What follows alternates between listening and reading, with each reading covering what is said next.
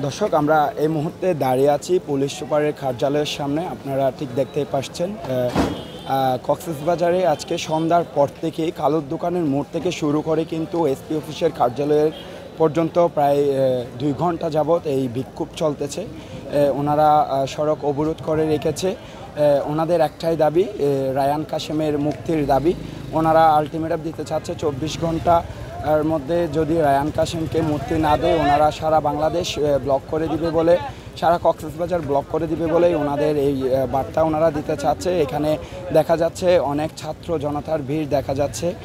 আপনারা একটু আগেই দেখেছেন এখানে হচ্ছে একদল কক্সবাজার সদর থানা থেকে পুলিশ এসেছে এবং র্যাবের উপস্থিতি দেখা যাচ্ছে। এখানে আপনারা একটা জিনিস লক্ষ্য করলে দেখতে পারবেন, এখানে পুলিশের অবস্থান রয়েছে এবং র্যাবের অবস্থান রয়েছে। এখানে ছাত্র জনতা কোনোভাবেই সড়ক ছাড়ছে না বলে আমরা যতটুকু দেখতে পাচ্ছি আপনাদেরকে একটু দেখানোর চেষ্টা করব। এখানে যে পুলিশ সুপারের কার্যালয় আছে অর্থাৎ এসপি অফিসের কার্যালয়ের সামনে কিন্তু পুলিশের অবস্থান এখানে খুব জোরদার করা হয়েছে এবং এখানে র্যাবেও আনা হয়েছে। আমরা একটু ছাত্র জনতার দিকে যদি দেখতে চাই তাহলে দেখা যায় হচ্ছে প্রায় 2 থেকে আড়াই ঘন্টা যাবৎ এই ছাত্র জনতা কিন্তু এই বিক্ষোভ সমাবেশ চালিয়ে যাচ্ছিলেন। ওনাদের একটাই দাবি, ওনারা 24 ঘন্টার মধ্যে রায়ান কাশেমের মুক্তি চাই, বিনা কারণেই ওনাকে অ্যারেস্ট করা হয়েছে এই বলে ওনারা এই বার্তাটুকু দিতে চাই।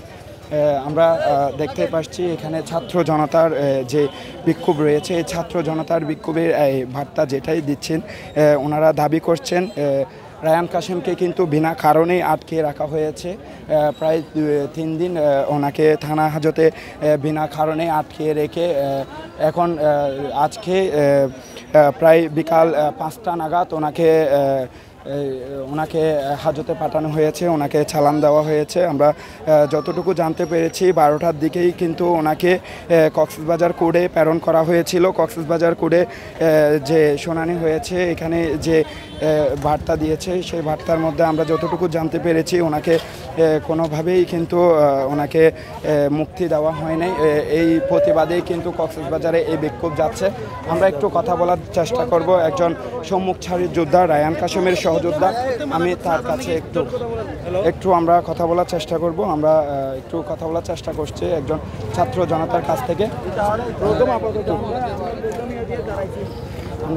আমরা দেখতে পাচ্ছেন এই যে ছাত্র জনতার যে বিক্ষোভ রয়েছে, এই ছাত্র জনতার বিক্ষোভের মাধ্যমে কিন্তু এই জানান দিতে চাই ওনারা প্রতি মুহূর্তে কলের মধ্যে। আচ্ছা, একটু আপনার সাথে কথা বলতে চাই, আপনাদের এই কর্মসূচি কতক্ষণ যাবৎ চলমান আছে এবং কতক্ষণ থাকবে? আমরা এখনও অবস্থান নিচ্ছি। আমরা আমাদের কর্মসূচি মোটামুটি যদি একটা আশ্বাস পাই, আমরা 40 জনকে আলটিমেটাম দিয়েছি, এর মধ্যে যদি আমাদেরকে আশ্বস্ত করে তাহলে আমরা, এবং যদি আমাদেরকে কোনো একটা ব্যাপারে সুরাহা দিবে বলে জানানো হয় তাহলে আমরা সরব। আপনারা এটা কোথা থেকে শুরু করেছেন? আমরা কালোর দোকান থেকে শুরু করে এসে এখানে অবস্থান নিয়েছি, পুলিশ সুপারের কার্যালয় ঘেরাও এবং সড়ক অবরোধ রেখেছি। আমাদের এই কর্মসূচি আজকে এতটুকুতেই ছিল।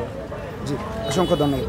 দর্শক, যেমনটা বলছিলেন উনি, বার্তা যেমনটা দিচ্ছিলেন, ওনাদের যে কর্মসূচি রয়েছে এটা কালোর দোকানের মোড় থেকে শুরু করে কিন্তু ওনারা এ পর্যন্ত এই কর্মসূচি ধরে রেখেছেন। আমরা আরেকজনের সাথে, একটা ছাত্র প্রতিনিধির সাথে কথা বলবো, যিনি হচ্ছে রায়ান কাশেমের সম্মুখসারী। আমরা একটু কথা বলার চেষ্টা করব।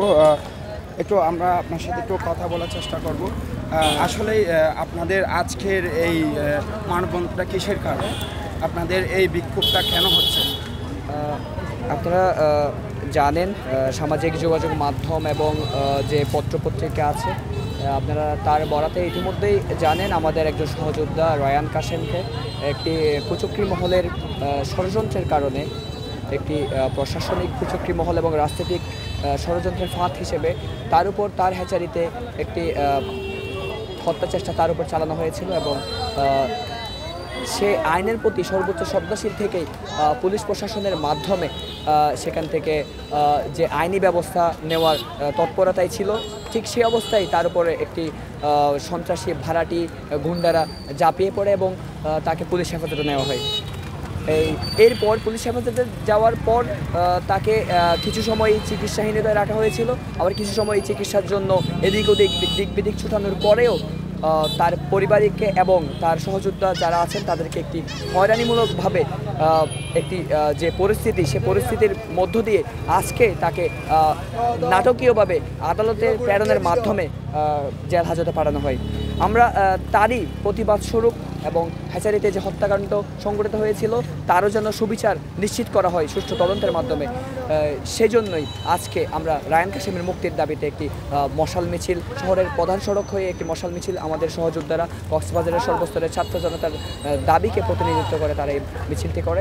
এরপর আমরা এখানে পুলিশ সুপার কার্যালয় মোড়ে আমরা সড়ক অবরোধ এবং অবস্থান কর্মসূচি পালন করেছি ইতিমধ্যে, এবং আমরা আলটিমেটাম দিয়েছি 24 ঘন্টার ভিতরে যদি রায়ান কাশেমকে মুক্ত করে দেওয়া না হয় এবং 24 ঘন্টার ভিতরে তার যে ষড়যন্ত্র, এই ষড়যন্ত্রী মহলকে যেন এই কক্সবাজার থেকে উৎখাত করা হয়, তাদের আসন ছেড়ে দেওয়া হয়, এবং যেই প্রশাসনের কর্মকর্তাদের অবহেলার কারণে আজকের এই অবস্থায়, আজকের এই পরিস্থিতি সৃষ্টি হয়েছে, আমরা তাদের পদত্যাগ আলটিমেটামের মাধ্যমে দাবি করেছি। ধন্যবাদ।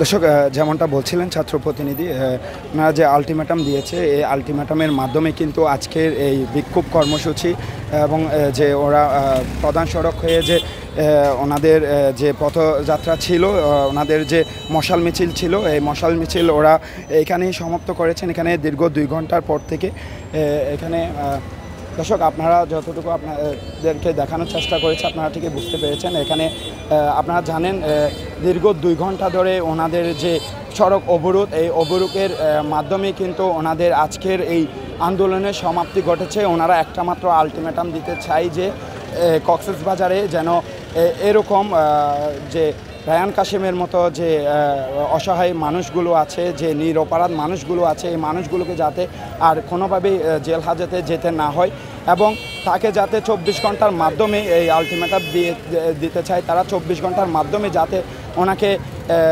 সুস্থভাবে ওনার সম্মানে যাতে ওনাকে ছেড়ে দেওয়া হয়, এই আলটিমেটাম দিয়ে কিন্তু ওনাদের আজকের এই বিক্ষোভ শেষ করেছে।